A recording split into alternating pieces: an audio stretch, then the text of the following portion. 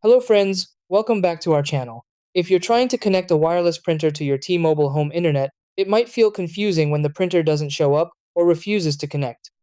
Many users expect it to work instantly, but sometimes the issue comes down to network bands, setup mode, or incorrect Wi-Fi selection. Since T-Mobile home internet uses a gateway with both 2.4 GHz and 5 GHz networks, some printers only connect to 2.4 GHz, which can cause connection problems. The good part is that once you follow the correct setup method, your printer will connect smoothly and you'll be able to print wirelessly from any device. Try these. Step 1. Turn on your wireless printer and enable setup mode. Step 2. Make sure your phone or PC is connected to T-Mobile Wi-Fi. Step 3. Open the printer's setup app or go to Wi-Fi settings on the printer. Step 4. Select your T-Mobile network.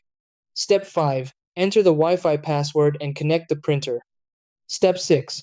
Add the printer on your device and test print.